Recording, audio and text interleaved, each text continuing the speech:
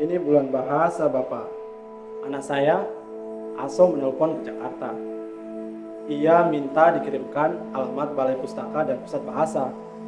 Kalau tiba kembali di Makassar, awal pekan kedua, Oktober, saya tanya, untuk apa alamat Balai Pustaka? Dan dijawab, ingin protes. Apa yang mau diprotes, nak?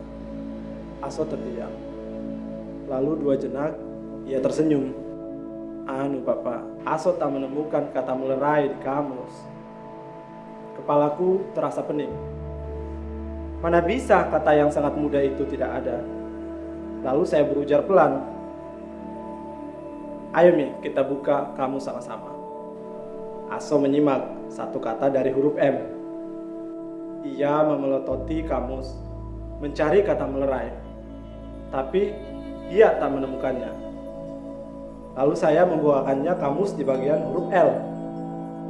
Saya perlihatkan kata lerai, yang kemudian mendapatkan awalan menjadi melerai. Aso tertawa sambil memukul kepalanya. Aso carinya di huruf M, pantas tidak ada. Ia kemudian kembali belajar, menutup kamus, dan menyimpannya di antara buku-buku yang berantakan di lantai. Pun saya kembali membaca, menyimak karya sastra novel Kardawati, Wanita dengan 5 Nama, karya Pandir Kelana. Saya orgasme membacanya.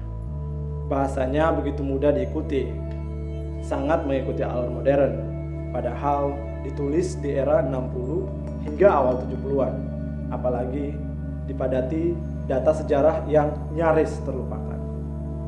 Saya mengalami beberapa kejadian aneh, lucu, menggelitik, sangat ironi.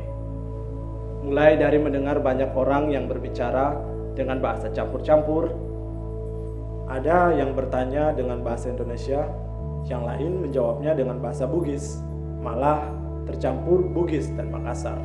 Dianggap memakai bahasa tinggi oleh mahasiswa jurusan bahasa Indonesia ketika menjadi dosen tamu, dan salah satu di antara mahasiswa tersebut tidak dapat menemukan pembeda antara cerpen dan opini. Hingga spanduk ajakan untuk bebas korupsi yang terlihat suci tetapi terpajang tanpa izin dan tak bayar pajak.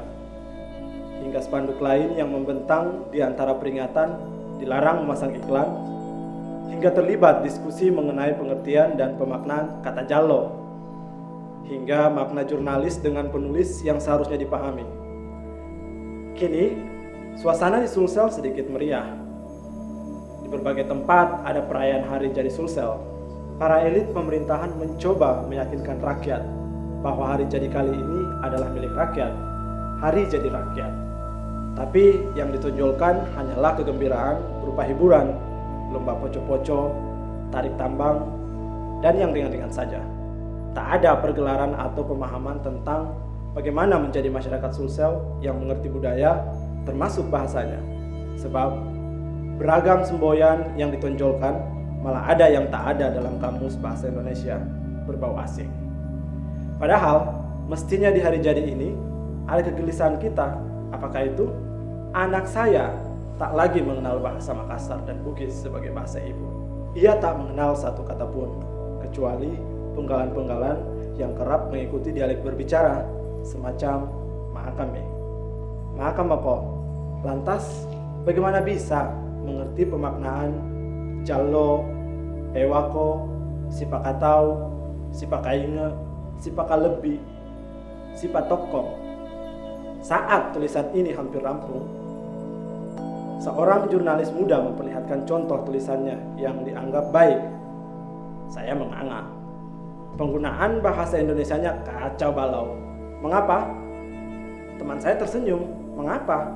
Dan katanya, di negeri ini kita tak perlu belajar bahasa Indonesia, sebab setiap ada penerimaan untuk lowongan kerja, salah satu persyaratan yang dicantumkan adalah mampu menguasai dan aktif berbahasa Inggris. Alamak, saya bingung dan kian bingung karena anak saya mengingatkan, ini bulan bahasa, Bapak. Ya, Oktober ini bulan bahasa. Ada hari jadi Sulsel, hari TNI, Peringatan setahun bom Bali, semua peringatan yang ada malah membingungkan saya. Sebab tak jelas apa yang dicari dalam makna peringatan, kecuali rutinitas tahunan. Wajibkah hukumnya? Mestinya peringatan itu bermakna peringatan, yakni introspeksi diri, ya kan?